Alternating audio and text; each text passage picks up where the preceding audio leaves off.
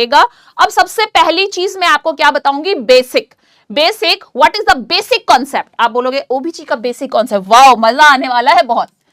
What is the basic concept? Basic concepts, क्योंकि जब basic concepts आप समझोगे, आप छोटे छोटे टर्म्स को समझोगे, छोटे छोटे पॉइंट्स को समझोगे, तब आप क्या कर सकते हो, अच्छे से ओबीजी में आगे बढ़ सकते हो और यहां से लेकर हाई लेवल तक पूरा जा सकते हो। समझ रहे हो इस बात को? इसीलिए मैं सबसे इस स्लाइड में क्या बताऊंगी आपको, बेसिक कॉन्सेप्ट्स ऑफ नर्सिंग बताऊंगी। What is the basic concept of nursing? तो सबसे पहला पॉइंट, आप टेबल बना लेना, टेबल बना लेना और नोट्स लिखते रहना, जो मैं आपको यहाँ पे पॉइंट्स कराने वाली हूं। ठीक है, बेसिक कॉन्सेप्ट में सबसे पहला क्वेश्चन जो ईएसआईसी में आया था, अरे आपको पता है ना एग्जाम में, what is the scope of nursing? Nursing करने के बाद क्या क्या कर सकते हैं, कहाँ का एग्जाम में फॉर्म भर सकते हैं? नहीं तो हमारे चैनल पे सारी चीजें आपको इन्फॉर्मेशन डे बाय डे पे कुछ ना कुछ अपडेट आपको मिलता ही रहेगा, सो डोंट वरी। अगर आपको कोई भी कुछ भी डाउट रहता है तो आप हमें बता दिया करो, हम उस पे आपको सारी इंफॉर्मेशन देने वाले हैं। पहले तो सब्जेक्ट की दे देते हैं, क्योंकि जब तक कंटेंट नहीं पता होगा, टॉपिक नहीं पता होगा, तो फिर आगे हम कैसे करेंगे, है ना? तो अगर कोई भी डाउट, जैसे कि आप आरोग्यम बैच से रिलेटेड होगा, क्या पढ़ने वाले हैं, हमारे ही चैनल पे आरोग्यम बैच के बारे में पहले से ही वीडियो अपलोडेड है। तो अगर आप इस बैच में पढ़ रहे हो और वीडियो नहीं देखा है तो जरूर से जरूर देख लेना, है ना? चलो, तो सबसे पहले पॉइंट पे मैं आती हूं। पहला पॉइंट क्या है? Yes dear, what is the primary sex organ? What is the primary sex organ? अब बोलोगे प्राइमरी सेक्स ऑर्गन, ये ईएसआईसी का क्वेश्चन है। ये जो क्वेश्चंस है ये ईएसआईसी में पूछा हुआ है। प्राइमरी सेक्स ऑर्गन, यहां पे हम रिलेटेड टू बेसिक कॉन्सेप्ट किससे रिलेटेड पढ़ेंगे? फीमेल से रिलेटेड पढ़ेंगे। और यहां पे जो हम बेसिक चीजें पढ़ेंगे वो मेल से रिलेटेड पढ़ने वाले हैं। ठीक है, कि फीमेल में अगर प्राइमरी सेक्स ऑर्गन पूछा जाए तो क्या होता है, समझ में आ रहा है? अगर आपने ये वाली पूरी बेसिक क्लास देख ली, इसमें सारी बेसिक चीजें और पूरी टर्मिनोलॉजी, सारी चीजें मैं बताने वाली हूं, तो शायद आने वाले अगली क्लास में आपको कोई भी प्रॉब्लम नहीं होगी। ठीक है, तो प्राइमरी सेक्स ऑर्गन क्या है? Yes dear, primary sex organ, primary sex organ in female किसको बोलते हैं? यूट्रस को बोलते हैं, ओवरी को बोलते हैं, फैलोपियन ट्यूब को बोलते हैं, किसको हम बोलते हैं? क्या पता है आपको? क्या इसका आंसर पता है? तो यस, ओवरी। क्या होता है? ओवरी। कितने होते हैं नंबर में? 2 3 4 5। आप बोलोगे मैम 2 में तो यहाँ 1 पेयर में तो कमाल हो रहा है, 2 3 4 5 हो गए तो पता ही नहीं क्या होगा। ठीक है, तो यहाँ पे कितने होते हैं? 1 पेयर। क्या आंसर क्या होगा? ओवरी। फीमेल में अगर हम बात करें प्राइमरी सेक्स ऑर्गन की, ovary is called as the primary sex organ in female. और मेल में क्या होता है? टेस्टिस। मेल में क्या होता है? टेस्टिस। टेस्टिस को हम क्या बोलते हैं? टेस्टिस को हम क्या बोलते हैं? Primary sex organ in male. Primary sex organ in male. तो देख लो, ये पहला क्वेश्चन आया हुआ है। दूसरा पॉइंट यहां पे मैं बोलूं, इसी से रिलेटेड है, सेम दूसरा पॉइंट इसी से रिलेटेड है। हम गोनैड्स किसको बोलते हैं? ये बेसिक टर्म होगा। गोनैड्स क्या है? गोनैड्स क्या होता है? Gonads produce gamete. Gonads produce gamete. Gonads gamete को प्रोड्यूस करता है। और ओवरी क्या है? गोनैड्स है। तो यहां पे भी आंसर क्या रहने वाला है? ओवरी। ओवरी को ही हम क्या बोलते हैं? गोनैड्स, फीमेल गोनैड्स बोलते हैं। Ovary is called as female gonads.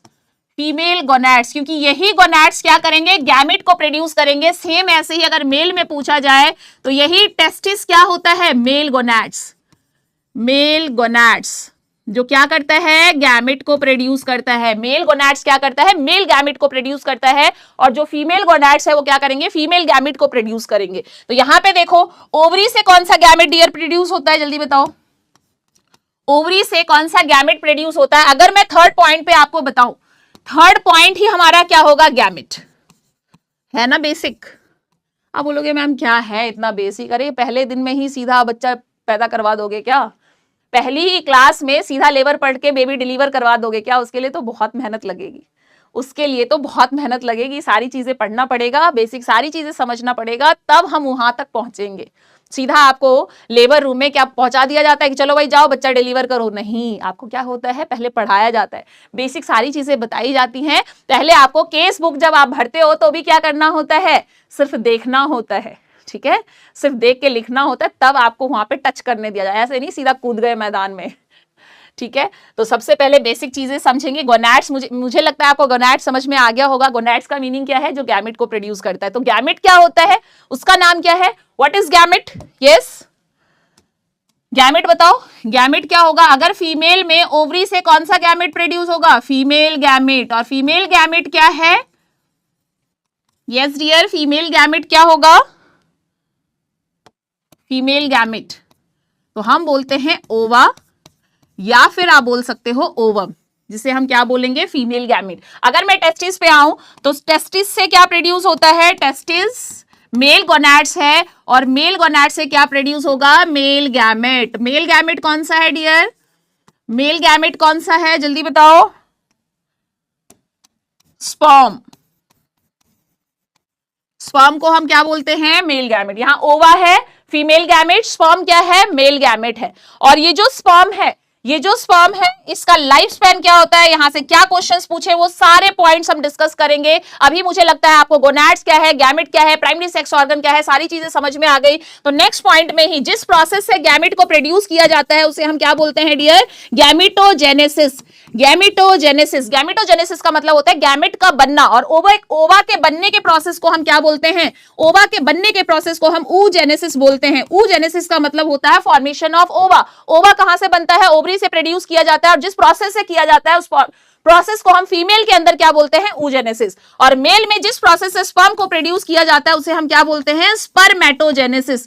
क्या बोलते हैं dear? Spermatogenesis. The formation of sperm, The formation of sperm is called as spermatogenesis. Next मैं बात करूंगी इस गैमेट का लाइफ स्पैन क्या होता है? What is the life span of gamete?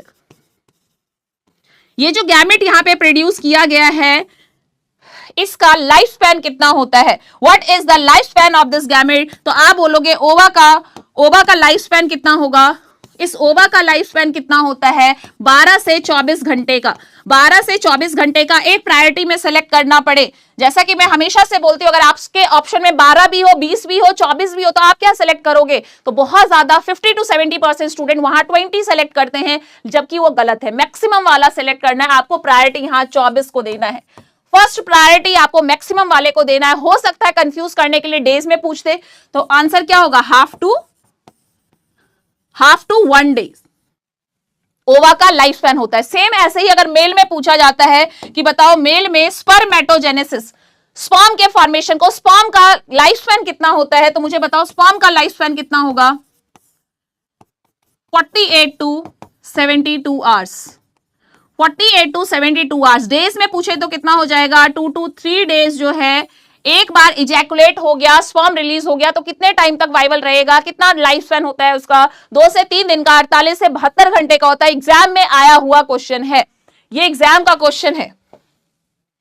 तो मैं बता दूं आपको, वेरी वेरी इंपॉर्टेंट, यहां से एग्जाम में क्वेश्चन आया हुआ है। अगर मैं एम्स की बात करूं तो वहां पे भी पूछा हुआ है, पीजीआई में, जीएमसीएच में, बहुत सारे एग्जाम्स में यहां से क्वेश्चन पूछा हुआ, what is the life span of gamete. हम हाई लेवल का पढ़ते रहते हैं लेकिन हम बेसिक चीजों पे ध्यान नहीं देते, तो कहीं ना कहीं ये पॉइंट, ये टेबल आपके लिए बहुत ज्यादा हेल्पफुल होगा। आपके एग्जाम में बहुत सारे क्वेश्चन यहां से पूछे जाएंगे।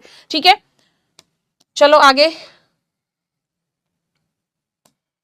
नेक्स्ट पॉइंट में देखते हैं। नेक्स्ट पॉइंट में देखते हैं 6 पॉइंट। अब क्या है? Life span of gamete. Life span of gamete आपको पता चल गया, गैमेट कितने टाइम तक वाइबल रहेगा, किस प्रोसेस से किया जाएगा, ये सारी चीजें। अगर मैं यहां पे हार्मोन्स की बात करूं, तो मुझे बताओ what is called as female sex hormone. Female sex hormone हम किसको बोलते हैं डियर? फीमेल सेक्स हार्मोन क्या होता है? ईस्ट्रोजन होता है, प्रोजेस्टेरॉन होता है, गोनाडोट्रोफिन हार्मोन होता है। कौन सा हार्मोन होता है जल्दी से बताओ। और यहाँ मेल सेक्स हार्मोन, दोनों ही बताना है। मेल सेक्स हार्मोन एक सेलेक्ट करना हो तो हम किसको सेलेक्ट करेंगे, और अगर फीमेल सेक्स हार्मोन हमें एक सेलेक्ट करना हो तो हम किसको सेलेक्ट करेंगे? तो याद रखना, ईस्ट्रोजन। अरे कौन सा hormone? Oestrogen is called as female sex hormone, is the loving hormones. समझ में आ रहा है? क्वेश्चन पूछा जाता है, इसीलिए यहां से इस पॉइंट को इंपॉर्टेंट लगा लेना, स्टार बना लेना और याद रखना, hormones is very very important. वैसे ही अगर मेल सेक्स हार्मोन पूछा जाता है, मेल के अंदर कौन सा मेल सेक्स हार्मोन होगा, तो हम क्या बोलते हैं? Testosterone. Testosterone, testosterone is called as male sex hormone. समझ में आया? तो मुझे लगता है हार्मोन्स भी डिटेल में पढ़ेंगे, चिंता मत करो। बेसिक फर्स्ट क्लास में बेसिक चीजें मैं आपको बता रही हूं, इसका मीनिंग समझो, इसके बारे में हम डिटेल में भी बात करेंगे, ठीक है? अरे ये हार्मोन्स तो चलता ही रहेगा, हार्मोन्स तो चलता ही रहेगा, टेंशन क्यों ले रहे हो? चलो तो आगे देखते हैं next.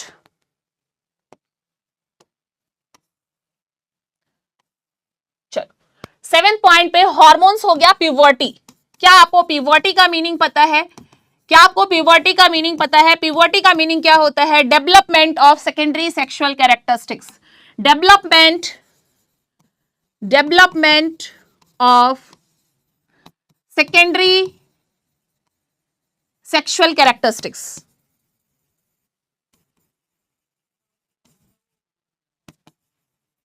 Development of secondary sexual characteristics. Puberty का मीनिंग आपको समझ में आ गया होगा।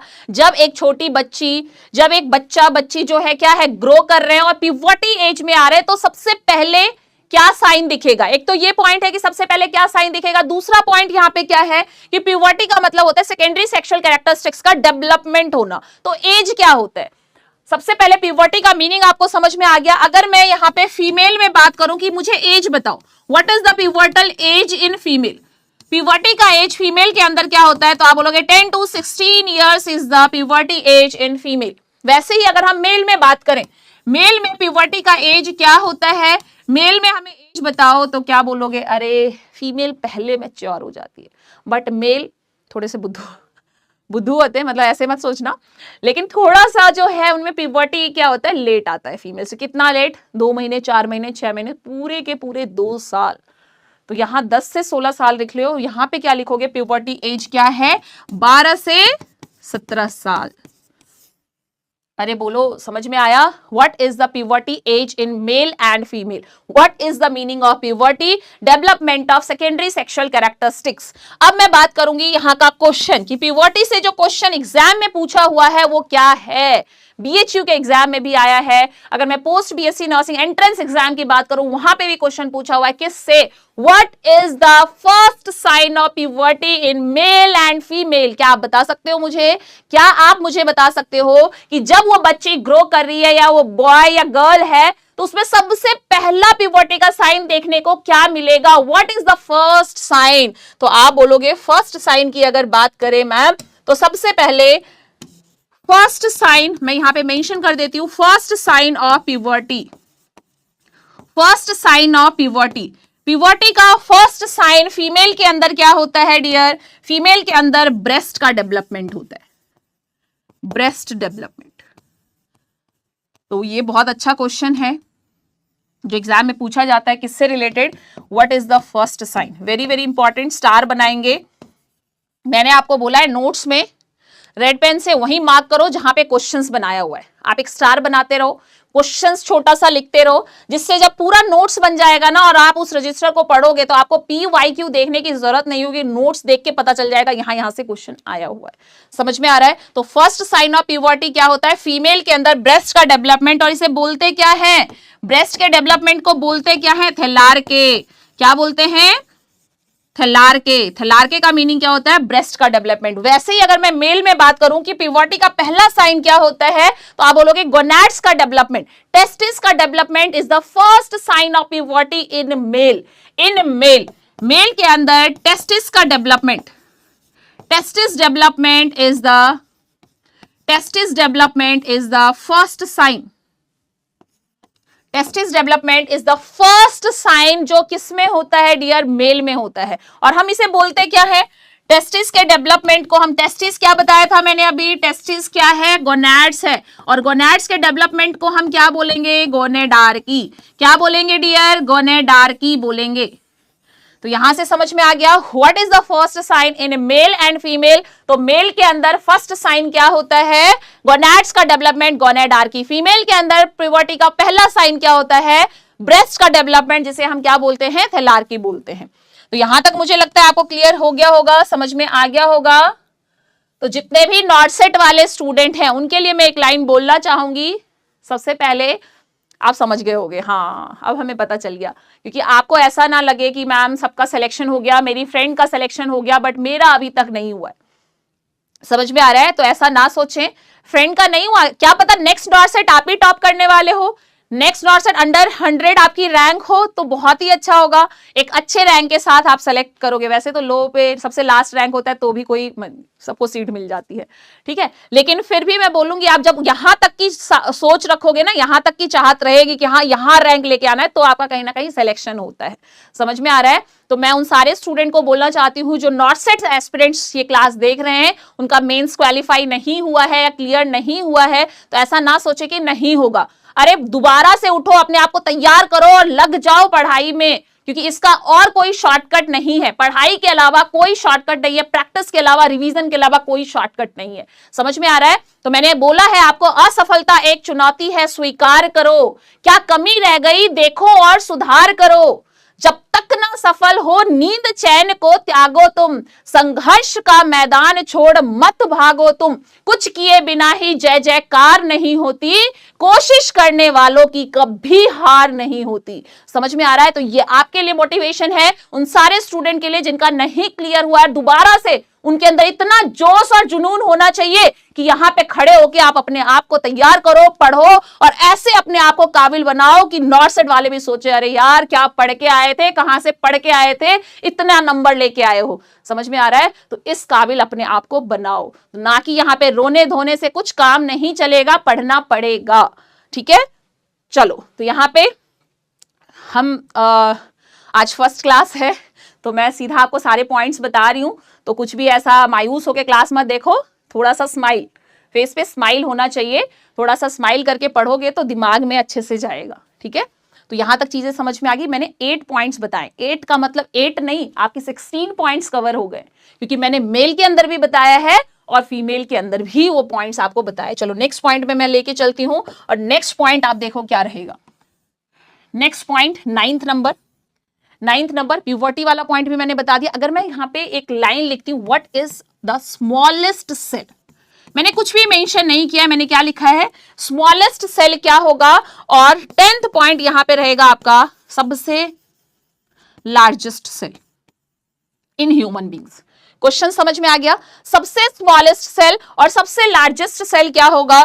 तो स्मॉलेस्ट सेल की बात करूं तो यहां देखो स्मॉलेस्ट और यहां लार्जेस्ट, तो अगर यहां पे तो मैंने अलग अलग मेंशन किया है, अगर सिंपल वैसे पूछा जाता है स्मॉलेस्ट सेल क्या होगा तो आप सीधा स्पर्म बोलते हो, जब मेल और फीमेल कुछ भी मेंशन नहीं है, आंसर क्या जाएगा, स्पर्म। लार्जेस्ट सेल है, कुछ भी मेंशन नहीं है, लार्जेस्ट सेल है, कुछ भी मेंशन नहीं है, तो हम क्या करेंगे, मेल या फीमेल कुछ भी नहीं दिया है तो हम सीधा आंसर करते हैं ओवा।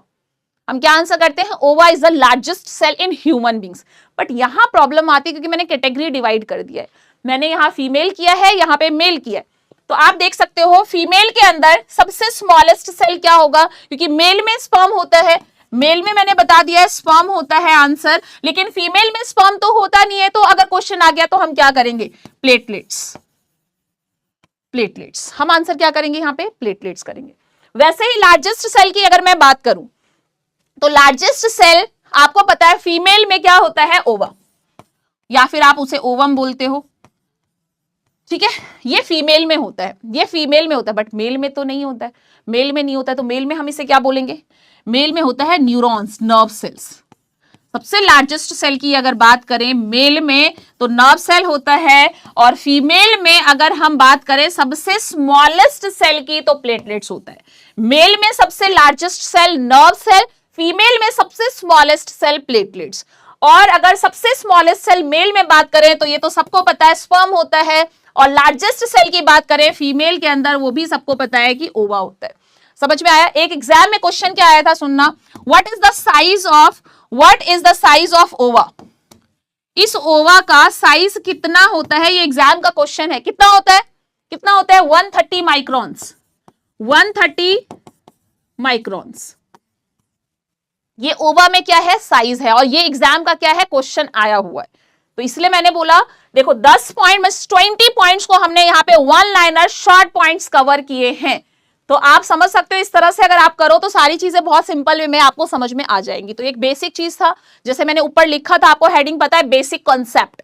बेसिक कॉन्सेप्ट फीमेल में और मेल में हमने जो पढ़ा है उसे याद रखना है, उससे हम आगे और इलैबोरेट करेंगे। लाइक स्पर्मेटोजेनेसिस है, उसे हम अच्छे से पढ़ेंगे, पूरी चीजें कवर करेंगे वहां पे, ठीक है। चलो आगे बढ़ते हैं, थोड़ा सा मैं क्रोमोसोम्स के बारे में आपको बताऊंगी, क्रोमोसोम्स के बारे में। क्रोमोसोम्स,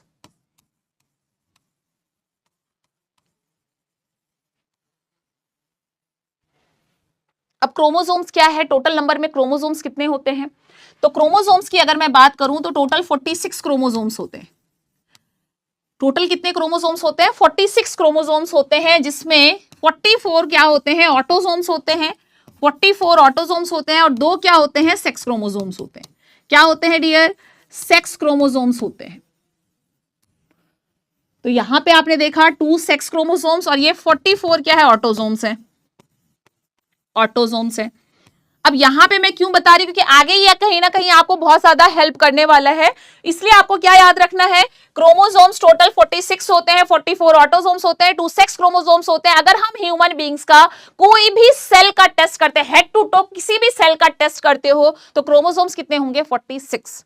समझ में आ रहा है? और हमेशा पेयर में होते हैं, except sex chromosome. All chromosomes जितने भी होंगे हमेशा क्या होंगे? Diploid in nature. डिप्लॉयड का मतलब क्या होता है? डिप्लॉयड का मतलब होता है ये पेयर में होते हैं, पेयर में होते हैं। लेकिन यहां पे एक्सेप्ट, हमेशा याद रखना, एक्सेप्ट वाला जरूर से क्वेश्चन पूछा जाता है, एक्सेप्ट वाला हमेशा क्वेश्चन पूछा जाता है। एक्सेप्ट कौन सा होगा? Sex chromosome. ये सेक्स क्रोमोसोम्स क्या होते हैं? ये सेक्स क्रोमोसोम हैप्लॉयड होते हैं। कैसे होते हैं डियर? हैप्लॉयड होते हैं, हाफ नंबर में होते हैं। अगर ये 46 होगा तो ये 23 होता है। तो हमेशा जो सेक्स क्रोमोसोम्स होगा वो क्या होगा? हैप्लॉयड होगा। और जो ये ऑटोसोम्स, बाकी के जितने भी क्रोमोसोम्स होते हैं हमेशा डिप्लॉयड इन नेचर होते हैं। तो ये आपको कहीं ना कहीं याद रखना है, वेरी वेरी इंपॉर्टेंट पॉइंट। अब क्रोमोसोम्स, ये तो बेसिक हो गया, ये तो बहुत ही बेसिक हो गया, आप सबको पता होगा। टोटल 46 होते हैं, ऑटोसोम्स होते हैं, सेक्स क्रोमोसोम्स होते हैं, पेयर में होते हैं, और सेक्स क्रोमोसोम्स हमेशा हैप्लॉयड इन नेचर होता है। अगर आगे मैं बात करूं तो क्रोमोसोम्स के नंबर में अगर कोई ना कोई ऊपर नीचे होता है, कोई डेविएशन होता है, अगर मैं यहां पे बात करती हूं, any deviation in the number of chromosome, whether it increases और डिक्रीजेस, इट्स कॉल्ड एज, क्या मैंने बोला? उस टर्म का एग्जाम में क्वेश्चन आता है, क्या इंपॉर्टेंस है? तो देखो क्या क्वेश्चन पूछा जाता है, aneuploidy. Aneuploidy, what is the meaning of aneuploidy? Aneuploidy का मीनिंग क्या होता है? Any deviation in the number of chromosome, any deviation in the number of chromosomes, any deviation in the number of chromosomes, whether it increases,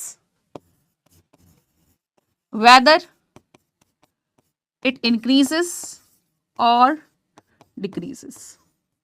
समझ में आया?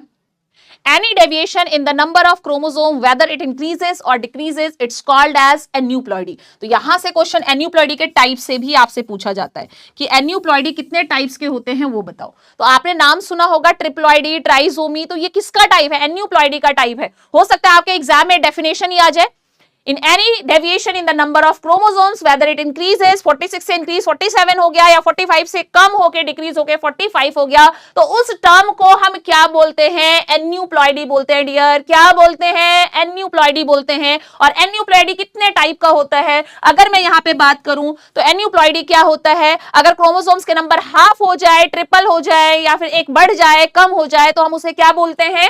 Aneuploidy में अगर देखो, हैप्लॉइडी,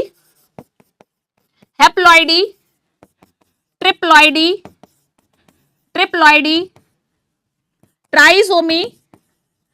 ट्राइजोमी और मोनोजोमी।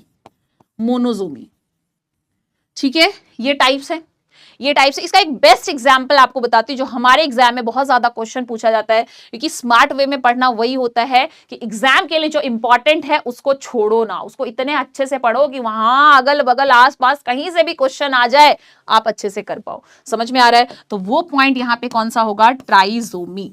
कौन सा होगा डियर? ट्राइजोमी। ट्राइजोमी का मतलब क्या होता है? और इसका बेस्ट एग्जांपल मैंने क्या बोला है? अगर क्रोमोसोम के किसी भी नंबर पे एक एक्स्ट्रा क्रोमोसोम आ जाता है तो उसे हम क्या, लाइक आपको सबसे बेस्ट एग्जांपल इसका बताती हूं मैं, ट्राइजोमी 21। सबने नाम सुना होगा, इसका तो सुना ही होगा, इसका तो सुना ही होगा आपने, क्या? ट्राइसोमी 21। ट्राइसोमी 21 क्या है? इसका मतलब 21 नंबर पे, 21 नंबर पे एक एक्स्ट्रा क्रोमोसोम आ गया है। एक एक्स्ट्रा क्रोमोसोम जो आया है उसी को हमने क्या बोला, कौन से नंबर पे आया है? 21 नंबर पे। तो ये क्या हो गया? ट्राइसोमी 21, जिसे हम बोलते हैं डाउन सिंड्रोम। यस, अभी तक मुझे पता था, आप कमेंट में लिख चुके होंगे क्या कि ट्राइसोमी 21 को क्या बोलते हैं डियर? Down syndrome. कमेंट जरूर से जरूर करना है। जो क्वेश्चन पूछा जा रहा है, जो क्वेश्चन मैं यहाँ पे पूछ रही हूं, उसका आंसर कहाँ होना चाहिए? कमेंट बॉक्स में। ठीक है, तो कमेंट जरूर से जरूर करना है आपको। तो trisomy 21 is the best example of trisomy, most common. कौन सा? Down syndrome. क्या बोलते हैं? Down syndrome. ऐसे ही जैसे ट्राइसोमी 21 को हमने क्या बोला? डाउन सिंड्रोम बोला, डाउन सिंड्रोम। वैसे ही इसका दूसरा एग्जाम्पल अगर मैं दूं, सेकेंड एग्जाम्पल अगर मैं दूं, तो ट्राइसोमी 18। क्या बोलते हैं ट्राइसोमी 18 को? Edward syndrome. कौन सा सिंड्रोम हो गया? Edward syndrome. वैसे ही अगर मैं यहां पे लिखूं ट्राइसोमी 13, क्या बोलते हैं ट्राइसोमी 13 को? Patau syndrome. कौन सा सिंड्रोम? Patau syndrome. अब बोलो मैम याद कैसे रखें? अभी बहुत सारे, ये तो मैंने कुछ एग्जाम्पल्स आपको बताए हैं, बाकी तो आप एमएसएन में पढ़ोगे ही, है ना। मैंने कुछ एग्जाम्पल ट्राइसोमी के बताए हैं। सबसे पहला इंपॉर्टेंट कौन सा? Down syndrome. कौन से नंबर पे प्रॉब्लम? किस पे एक्स्ट्रा क्रोमोसोम? ट्राइसोमी 21 नंबर पे एक एक्स्ट्रा क्रोमोसोम आ जाए तो उसे हम क्या बोलते हैं? Down syndrome. वैसे ही ट्राइसोमी 18 और 13 है। याद कैसे करना है? ट्रिक, यही ट्रिक तो समझना है, यही ट्रिक तो समझना है आपको। ट्राइसोमी 18, ई से 18, ई से एडवर्ड, ई से 18, ई से एडवर्ड सिंड्रोम। ई से 18 हो गया, ई से एडवर्ड सिंड्रोम हो गया, तो ट्राइसोमी 18 को हम क्या बोलते हैं? Edward syndrome. 13, आप बोलोगे ये क्या है? देखो ना, पटाऊ, पटाऊ तेरे को, क्या है? कैसे याद करना है? पटाऊ तेरे को, पटाऊ तेरे को, तो यहां से याद हो गया। अरे ऐसे नहीं देखोगे, अरे मैम क्या बोल रही है ये क्लास में क्या बोल गई मैम?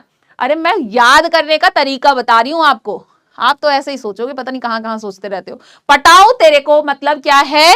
पटाऊ तेरा, तेरा तो याद रखना है। ट्राइसोमी 13, ट्राइसोमी 13 क्या बोला जाएगा? Patau syndrome. पटाऊ जब भी भूल जाओ तो याद रहेगा पटाऊ तेरे को, मींस 13 होगा, 18 नहीं होगा। 18 ई से 18, ई से एडवर्ड सिंड्रोम, तो ऐसे याद रहेगा। आपको याद करने का तरीका बता रही हूं। चलो आगे देखते हैं नेक्स्ट पॉइंट पे। तो ये आपको समझ में आ गया, ट्राइसोमी का समझ में आ गया। वैसे ही मोनोसोमी होता है। मोनोसोमी में क्या होता है? जैसे क्रोमोसोम नंबर 5 है, जैसे क्रोमोसोम नंबर 5 है, तो 5 पे वैसे एक्चुअल में नॉर्मली क्या होना चाहिए? 2 क्रोमोसोम्स होने चाहिए, डबल होना चाहिए, डिप्लॉइड में होना चाहिए। बट अगर यहाँ पे एक क्रोमोसोम मिसिंग होता है, सिर्फ एक ही होता है, तो इसे हम क्या बोलेंगे? मोनोसोमी 5। मोनो मतलब अकेला है, उस नंबर पे क्रोमोसोम क्या है? डबल नहीं है, अकेले ही है, तो वो मोनोसोमी नंबर आ जाएगा। जैसे यहाँ पे एक एक्स्ट्रा आ जाता है, यहाँ पे एक कम हो जाता है। यहाँ इंक्रीज 1 नंबर ऑफ क्रोमोसोम्स क्या होता है? इंक्रीज हो जाता है। तो ट्राइसोमी में हमेशा कितना होगा? 47। यहाँ पे कितना हो जाएगा? 45।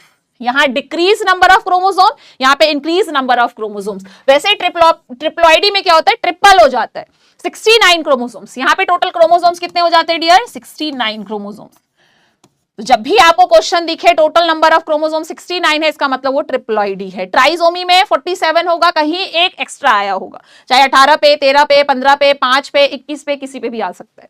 ठीक है। और हेप्लॉइडी का मीनिंग क्या होता है? हेप्लॉइडी का मतलब होता है एक्सेप्ट सेक्स क्रोमोसोम। अगर कोई भी क्रोमोसोम हेप्लॉइड होता है, एक्सेप्ट, क्योंकि सेक्स क्रोमोसोम तो मैंने पहले ही बोला था कैसा होता है? हेप्लॉइड ही होता है, सिंगल ही होता है। लेकिन इसके अलावा किसी भी क्रोमोसोम्स में कोई भी नंबर हाफ हो जाता है, ठीक है, एक्सेप्ट सेक्स क्रोमोसोम। अगर haploid number of chromosome present होगा तो उसे हम क्या बोलेंगे? हेप्लॉइडी। हेप्लॉइडी। तो मुझे लगता है आपको एन्यूप्लॉइडी का मीनिंग समझ में आ गया होगा, इसके टाइप्स के बारे में आपको समझ में आ गया होगा। अब हम आगे क्या देखेंगे? What is the best investigation of choice to identify the type of aneuploidy. कैसे पता चलेगा? आप कैसे, कौन सा टेस्ट करें जिससे हमें यह पता चलेगा हेप्लॉइडी है, ट्रिप्लॉइडी है, ट्राइसोमी है, मोनोसोमी है, कौन सा है? तो उसके लिए देखो, द बेस्ट इन्वेस्टिगेशन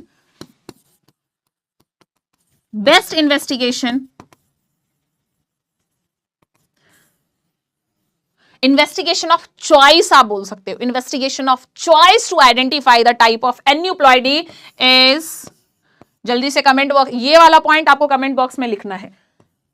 क्या करेंगे, क्या करेंगे, कैरियोटाइपिंग, वेरी गुड, कैरियोटाइपिंग। तो आज तो इसका इमेज इसमें मैंने ऐड नहीं किया, लेकिन आपको कैरियोटाइपिंग का इमेज मैं नेक्स्ट क्लास में दिखाऊंगी, ठीक है। कैरियोटाइपिंग, कैरियोटाइपिंग कैसे आपको पता चलता है, तो वहां पे जैसे हम पूरा एक पिक्चर्स क्लिक करते हैं, ग्रुप ऑफ कोई भी है, जैसे आप कोई किसी ग्रुप में बैठे तो ग्रुप पिक्चर लेते हो ना, तो सबकी एक पिक्चर आ जाती है एकदम, हाँ ये यहाँ पे बैठा हुआ है। वैसे ही सेम कैरियोटाइपिंग में क्या होता है, जब आप पिक्चर्स क्लिक करते हैं किसका, क्रोमोसोम्स का, तो हम देखते हैं 1 2 3 सब अपने अपने नंबर में सही है या नहीं। अगर कहीं पे भी कोई दिक्कत लगती है, कोई बढ़ा हुआ कोई कम मिलता है, तो हमें पता चल जाता है कौन सा टाइप होगा। तो बेस्ट इन्वेस्टिगेशन ऑफ चॉइस क्या होता है, बेस्ट डायग्नोसिस क्या होता है, कैरियोटाइपिंग, ठीक है। तो इसको एक याद रखना है। चलो नेक्स्ट पॉइंट पे चलते हैं। आज मैंने आपको क्या बताया, क्रोमोसोम्स के बारे में बताया, ठीक है, बेसिक कॉन्सेप्ट बताया, टर्मिनोलॉजी बताई, और टर्मिनोलॉजी सबसे ज्यादा इंपॉर्टेंट अगर मैं बात करूं तो क्या है यहाँ पे, सबसे ज्यादा इंपॉर्टेंट क्या है आपको याद रखना, एनाटॉमी एंड फिजियोलॉजी। क्या, सबसे पहले ओबीजी पढ़ो या गायनी पढ़ो, चाहे आप ऑप्स पढ़ो, गायनी पढ़ो, मिडवाइफरी नर्स बनो, कुछ भी करो, लेकिन सब